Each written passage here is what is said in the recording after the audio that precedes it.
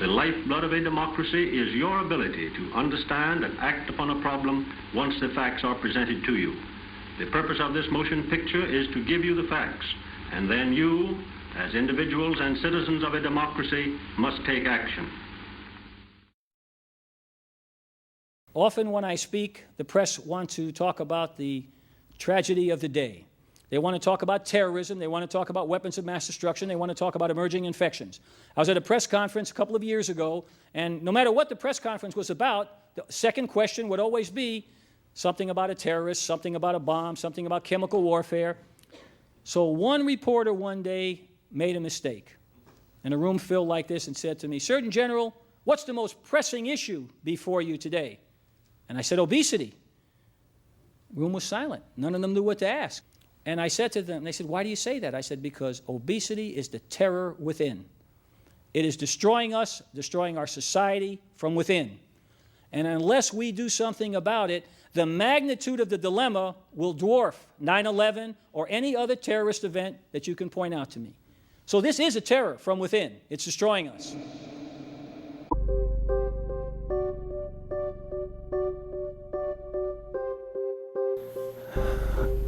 Good morning, Mr. Chairman, distinguished members of the committee. My name is Richard Carmona.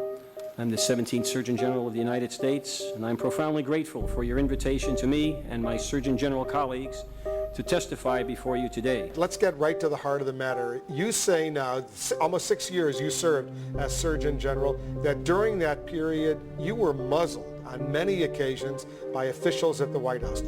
The job of the Surgeon General is to be the doctor of the nation, not the doctor of a political party.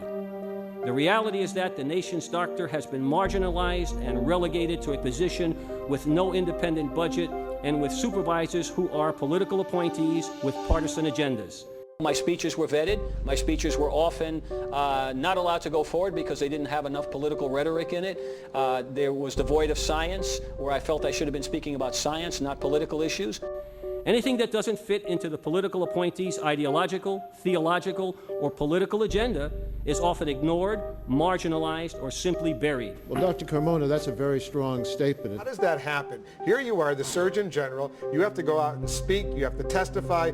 You have to vet all your comments with officials at the White House? Well, it's interesting you should bring that up. Did they tell you you can't talk about it? Did they review your speeches? Did they edit speeches and remarks to the press, edit reports? What was the way in which you were interfered? All of the above, sir. All of the above. Who did this? You want to tell us, name some names? And were these scientists or physicians that were doing it, or political people? The vetting was done by political appointees who were specifically there to be able to spin, if you will, my words in such a way that would be preferable to a political or an ideologically preconceived notion that had nothing to do with science. Did you have any of your other speeches vetted and censored? Repeatedly. On other topics? Repeatedly. Repeatedly? Yes.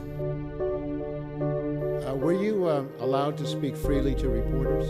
No. I was often instructed what to say or what not to say.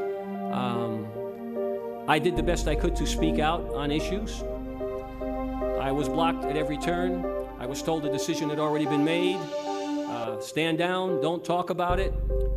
And speeches were initially where that information was put in speeches, it was removed. 9 million children today are overweight or obese. 2 out of 3 Americans overweight or obese. The cost to society is in excess of $115 billion. We have children today who have type 2 diabetes. When I was a young doc, you'd be hard-pressed to find a child with type 2 diabetes. And now we're seeing the first cases reported of children with hypertension. Here's the statement the White House put out in response to some of your criticisms. As Surgeon General, Dr. Carmona was given the authority and had the obligation to be the leading voice for health of all Americans. It's disappointing to us if he failed to use his position to the fullest extent. What is the impact, not only today, in the short term, what's the workforce implications in the future? Where will our soldiers and sailors and airmen come from? Where will our police officers and firemen come from if the youngsters today are on a trajectory that says they will be obese,